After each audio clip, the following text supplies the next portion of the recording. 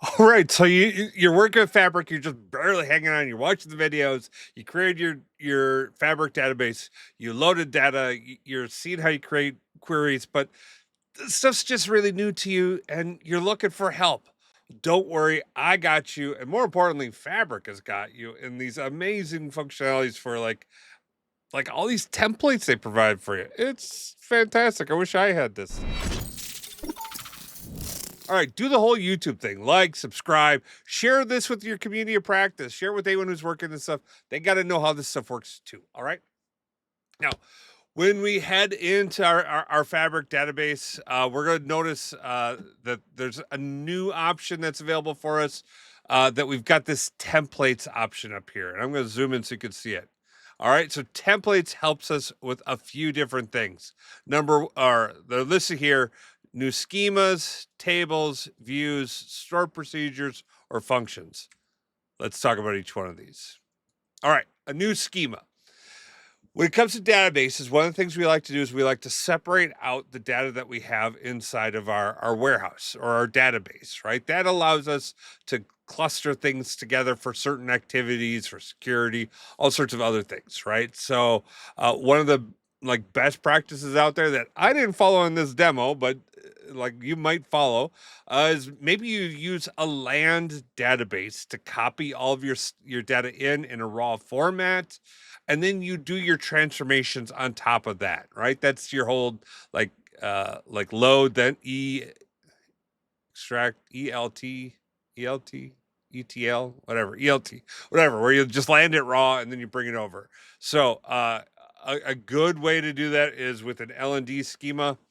uh Now you see how easy it is when I just clicked on that template. It used created the schema.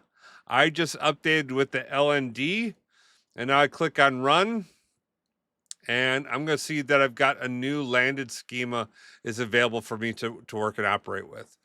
In fact, not only is this like one of the best practices out there, I know a lot of companies and a lot of people that won't do anything inside of the DBO schema because of just different challenges and problems in the past. We're having this L&D schema and your read schema, and other schemas could be really useful. So that template makes it really easy for you to create a new schema.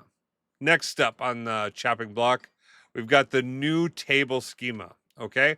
Now, why the heck might you want to do this? Well, sometimes you want to define the schema that you want people to be your engineers to load that data into, and right, you want to define it, and you want to be very specific in what data types you're using, right? So in this case, we've got a and we're doing a create table statement, and I just absolutely love this.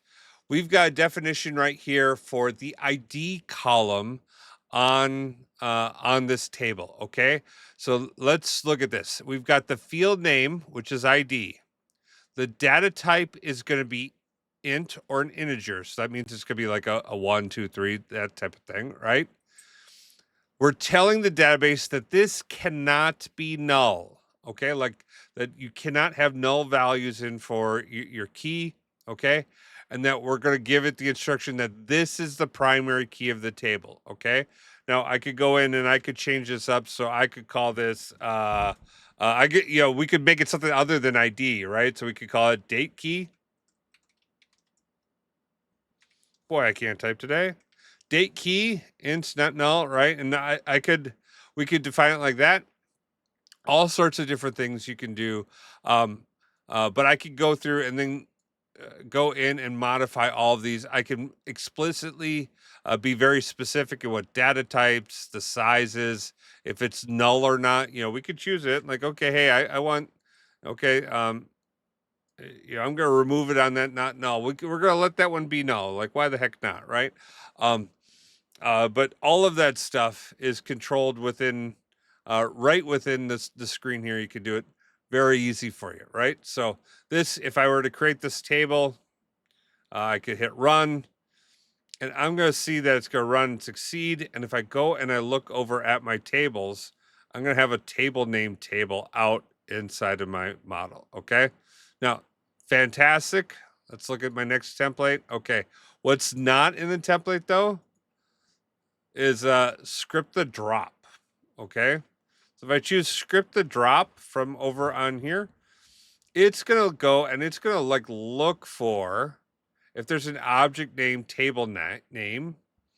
And if it exists, it's going to drop it, right? So you don't have to remember all this stuff, right? It's going to script out the logical test of the system objects where the object name is table name, and if it exists, drop the table. So I hit run, boom, I'm going to drop that table. Now I could pop back over to this query and I could run it again, and boom, I added it back, and I could go back to drop table, and look how fun it is. I just drop it. I can run it over, drop over and over again. It doesn't drop it again. Okay, cool, huh? All right, let's keep talking. New view.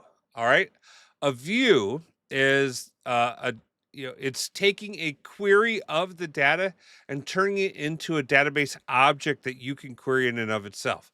This is really helpful if you've got some complex queries necessary to generate a fact table, dimension, or that you just want to simplify so that if you don't have to run that exact same query and write that out over and over and over again.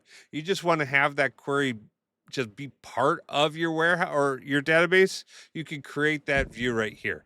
Now, database views have been around forever. Remembering how to create them is some people forget.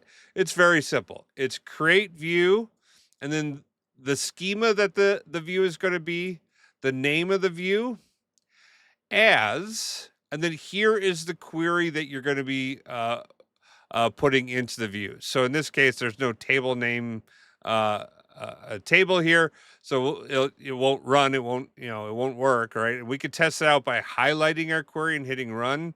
We'll see that errors out because there's no table like that. But all we have to do is change this to let's see here, dim date. There we go.